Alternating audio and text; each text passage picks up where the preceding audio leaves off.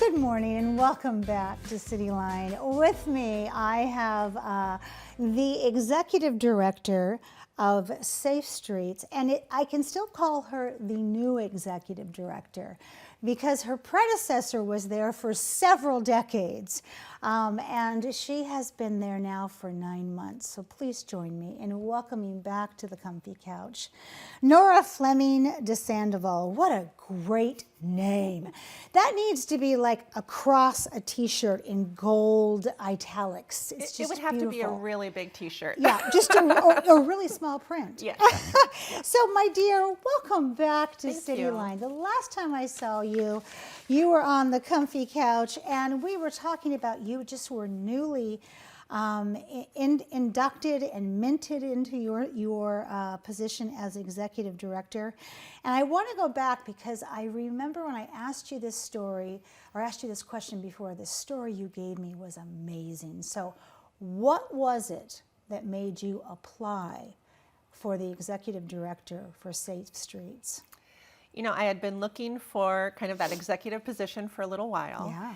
And I had certainly kind of thrown my hat into a couple of different rings that didn't feel quite right. But then when I saw this ad come up and I remembered Safe Streets from when I was back in high school here in Tacoma, and I thought, okay, this could be it. This is a really local organization doing good work throughout the community, and it really aligns well with what I'm looking for too. So. And bada bing, bada boom. Yep, it's been a good match. I love that. So for people who maybe have a somewhat idea of Safe Streets, or maybe only know it for National Night Out, but when I ask you this as somebody who lives in our community, what is Safe Streets? What do you say?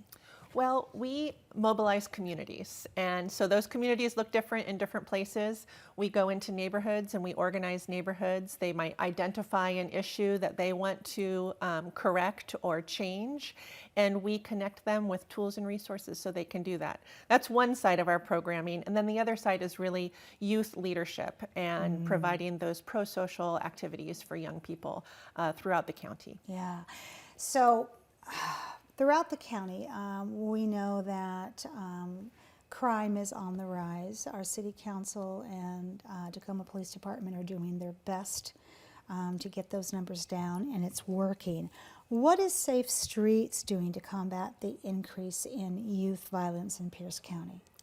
We are really trying to provide as many opportunities for youth to gather and connect with safe adult, trusted adult mentors, to open up opportunities for them to have dialogues and build an understanding of their own mental health and wellness as they try to navigate a very violent landscape for youth. Yes, and when you say youth, I want to get, I'm a Virgo picky. What are the ages we're talking about for youth? We are focused on 6th through 12th graders. Okay, ooh, and that is such a tough time. Yes. Yeah, I mean, that I used to say to my daughter, you know, when she would come home and have a bad day, I'd say, hey, I understand this is not fun right now. Nobody is going to tell you your teenage years are just a walk in the park. Yes. So 6 through 12, and then let's talk about, in order to combat some of those violence, you've got a partnership with the News Tribune. So tell us about this. So Jared Brown, a reporter from the News Tribune, reached out a couple of months ago and sort of let us know that the News Tribune was putting together a series of articles about youth violence prevention in the county, and interviewed Safe Streets and asked us what we were doing. So we were part of that first article, and then some upcoming articles will be released this week and next. Yay. And what he really wanted to do was connect with the community. So after having kind of a full slate of articles that's telling this holistic story of the many different efforts at youth violence prevention, bringing together a community panel of different activists and people who are working in that space, and providing the opportunity for folks to ask questions of those people, come away with some different solutions and answers and things like that. And here we have a flyer that is for this event. So May 4th, 6:30 to 8 p.m., Bethlehem Baptist Church.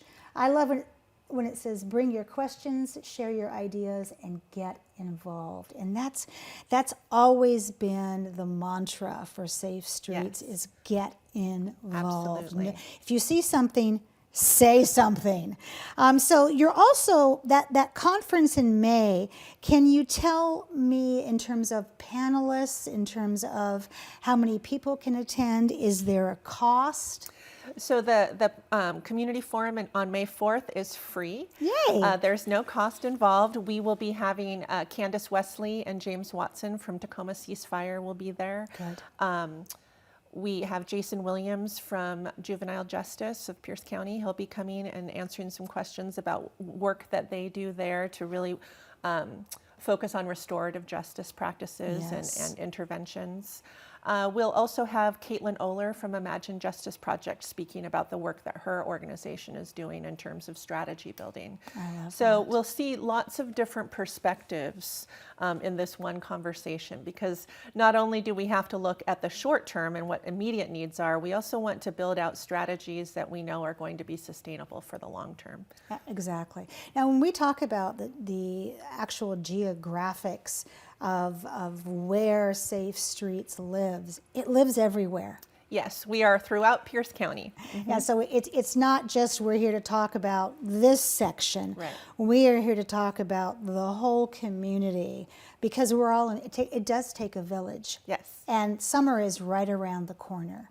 And so I know that when my child was that age, I was starting to think about what is it I can do to keep my child safe, but also enjoying their summers. Absolutely. So the focus of the community conference is really about how to maintain the safety and also the wellness of those teenagers in the summertime. And what parent does not need that? Absolutely. Yes, everybody wants to know that their child is safe while Right. they're off at work and making money for the family. Exactly. So the community conference, which is on the 12th, that's an opportunity for youth to come in, engage with different resource partners who are providing activities for youth over the summer, get to know what's available to them. And also hear from some really awesome small business owners in our panel discussion as part of that conference, but also from Kwabi Amoa Forson, Yes. who is, of course, the owner of the Peace Bus, and he will be our keynote speaker. We love him. Yeah, we're really looking forward to that. Absolutely. I love that. So I want to be real clear. We've got May 4th. Yes. And then we also have the community conference. And those two are separate. They're separate. They're both free. Right. Information is on our website, and we just invite the entire community to come out. Even though that conference is youth focused, Right. I really want to encourage any adult who's interested in making a difference in the lives of youth to attend that conference and find a way how they can be part of that solution. Absolutely. Because it's really going to take every single one of us for youth to know that they are in a safe space where they are loved and respected. Absolutely. And that's part of the Get Your Mind Right Mental Health Youth Forum that we're talking about. Yes, so that's another kind of exciting project that we started this year, actually, in response to some of the shootings that happened earlier in the year. Yes. And hearing from the community that they were engaged with youth, and youth were coming to them with lots of concerns about how they were feeling, about their anxiety or depression, and feeling unsure about how to discuss those topics with youth. So we started the Get Your Mind Right Youth Mental Health Initiative with Game Time. And we've had anywhere from 10 to 50 youth attend these sessions. We have clinicians on site, but what I really want to emphasize is it's not therapy. It's really just a safe space where youth can gather.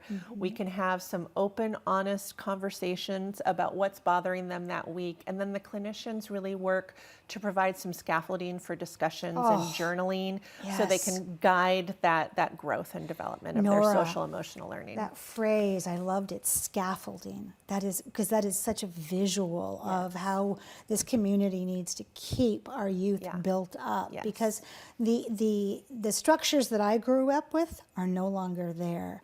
And the world's a very different place. Yes. And boy, let me tell you, I think, thank goodness for safe streets and that scaffolding. Let's talk real quickly about National Night Out 2023 is coming. What can people do right now to prepare for National Night Out? So National Night Out is a great opportunity to get to know your neighbors Yes. just within your immediate vicinity. We have lots of different opportunities for people to engage with that, right? They can go to a more community-wide festival, or they can create their own little backyard barbecue in their neighborhood. Check out our website and they can register for more information on there. And boy, in my neighborhood, because we all are a bunch of Gladys Kravitz and we all know each other and love each other, it's party central. I Nice. mean, it's like break out the barbecue, here we come. Excellent. So as I have to go because our time is going by so quickly, when you think about the needs of this community, what will you leave us with today? What's that one need? We need to work together and recognize that there isn't just one solution to these complex problems.